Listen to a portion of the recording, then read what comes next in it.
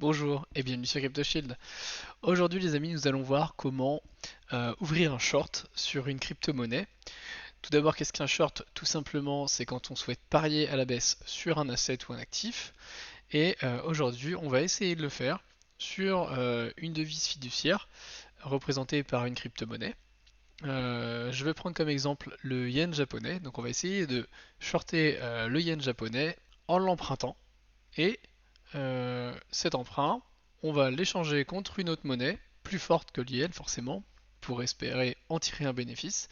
Et si bénéfice il y a, dans ce cas-là, il suffira de rééchanger la monnaie forte contre JN et rembourser notre emprunt. Donc vous allez voir, c'est assez simple.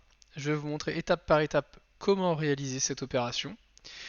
Donc pour ce faire, avec le yen, je suis sur Market XYZ, qui est une plateforme qui permet de déposer et d'emprunter différentes devises fiduciaires comme de l'euro, du franc suisse, du dollar canadien, etc. Actuellement dans mon portefeuille, j'ai absolument aucune de ces monnaies, donc on va commencer tout simplement par récupérer des J-euros pour avoir un collatéral. Donc je me suis fait un petit virement de token curve tout à l'heure, donc le CRV. Je vais l'ajouter à mon portefeuille pour le visualiser. Pour ce faire, on va sur CoinGecko, je cherche la crypto-monnaie qui m'intéresse, et dans la partie info, je vois les contrats, et je vais rajouter tout simplement sur MetaMask le token, histoire qu'il soit visible. Vous choisissez, pardon, vous choisissez bien Polygon Post parce que nous sommes sur Polygon. Hop, ils sont présents. Maintenant, ce que je veux faire, c'est essayer de récupérer un peu de J-Euro. Sur Market, on voit qu'en deposit, on ne peut pas déposer du curve. Ce que je peux faire, c'est déposer du J-Euro. Donc, on va aller tout simplement en emprunter ailleurs. Je vais sur AAV, j'ai connecté mon wallet, et là je vois que je peux supply du curve, donc c'est-à-dire en déposer en tant que collatéral, et donc me permettre par après d'emprunter face au curve. Première transaction, j'approuve le contrat AAV pour dépenser mes jetons curve. Et seconde transaction, je supply le curve, donc je le dépose effectivement dans le smart contract. Super, mes jetons sont déposés sur la plateforme. Je peux donc emprunter des J-Euros à hauteur de 9 J-Euros, ça fait pas beaucoup, mais bon, disons que c'est juste pour l'exemple et pour s'amuser à comprendre comment tout fonctionne. Donc je borrow 5 balles, comme ça, même si le curve descend beaucoup, j'ai quand même assez peu de chances de me faire liquider.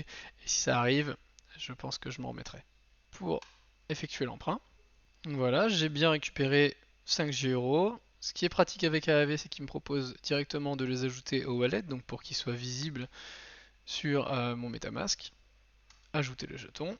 Et maintenant, je vois que je n'ai plus de curve, puisqu'ils sont déposés dans le smart contract, mais que j'ai bien 5J euros. Ok, super. Je me rends maintenant sur le market protocol, market.xyz. J'ai connecté mon wallet ici, sur la blockchain Polygon, bien entendu. Je vais pouvoir supply mes 5 J euros. Donc je clique sur J euros, je clique sur max, parce que je veux tous les déposer. Évidemment, je laisse cocher le enable as collatéral, parce que s'ils ne sont pas en collatéral, ça veut dire que derrière on n'a aucun pouvoir d'emprunt. Donc c'est évidemment obligatoire d'avoir du collatéral pour emprunter. Donc je confirme. Je vais avoir la transaction pour valider le dépôt, que je confirme elle aussi. Ok, on a une erreur au niveau du format RPC. Cette petite erreur arrive souvent lorsque le site web n'arrive pas à bien calculer les frais de blockchain. Donc ce qu'on peut faire dans ces cas-là, alors vous pouvez regarder la vidéo que j'ai faite sur le sujet qui dure 2-3 minutes juste pour résoudre votre problème. Mais en gros, donc là ce que je veux faire c'est choisir de mettre moi-même le prix du gaz, donc le prix du carburant pour valider la transaction. En mettant, on va essayer juste, sans se casser la tête, de cliquer sur agressif et laisser MetaMask gérer les gaz pour nous. C'est passé comme une lettre à la poste.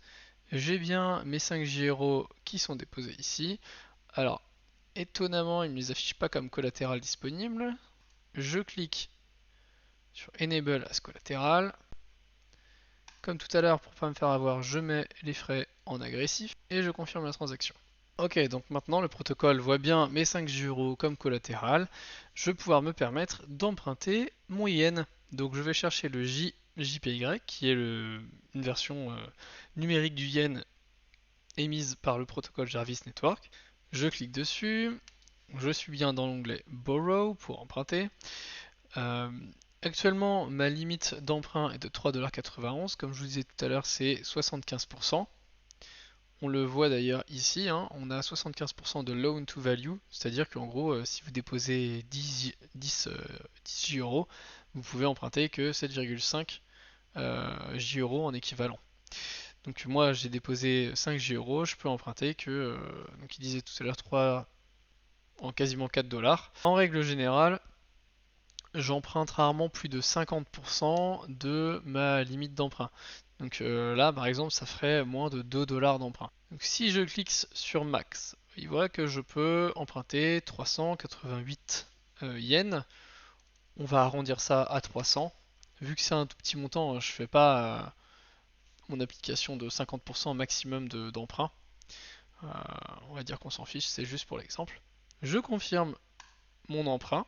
Et malheureusement, j'ai une erreur qui me dit que je ne peux pas emprunter moins de 0,5 Ether d'équivalent de jetons pour le moment. Donc, je reviens tout de suite et je vais augmenter tout ça. Donc, pour les besoins de cette vidéo, je me suis envoyé 300 J€ sur mon portefeuille que je vais ajouter à mon dépôt initial. Je confirme.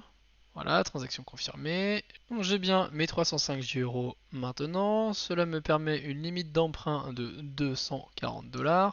Ça devrait être largement suffisant pour couvrir le montant minimal en Ether. Je reprends mes yens japonais. Je vais emprunter à peu près 8000 yens, ça fait 60$. Essayons. Ok, je passe en agressif. Je confirme ma transaction. Transaction confirmée. J'ai donc maintenant mes 8000 yens. Il ne reste plus qu'à les échanger. Donc quand il s'agit d'échanger des jetons Jarvis, le mieux ça reste quand même soit d'utiliser Paraswap, soit de les échanger directement sur Jarvis Exchange. Pourquoi? Parce que des fois sur Paraswap il a du mal à trouver la crypto-monnaie. En l'occurrence sur Paraswap, je vais lancer l'application, me connecter. Si je cherche JPY, oh, ça va, il me le trouve en fait. Donc très bien. On va utiliser Paraswap dans ce cas-là. Je vais échanger mes 8000 yens contre des USDC. Donc je débloque la possibilité de swapper les yens. Je confirme le swap en mettant en agressif. Et voilà, la transaction est passée. J'ai bien échangé tous mes yens contre des dollars. Il ne me reste plus qu'à attendre patiemment que le yen perde de sa valeur face au dollar, si j'ai de la chance, parce que je suis pas expert là-dedans, pour rééchanger mes USDC contre 10 yens, contre plus de yens, hein, si tout se passe bien, et après rembourser mon emprunt, tout simplement.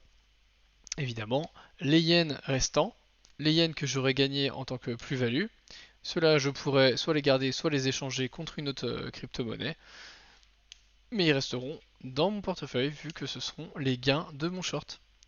Si malheureusement le yen ne perd pas de valeur face au dollar et au contraire il devient plus fort, il faudra que je débourse plus de dollars pour récupérer assez de yens afin de rembourser mon emprunt. Dans ce cas-là, je serai évidemment perdant, mais c'est comme ça, c'est un risque à prendre.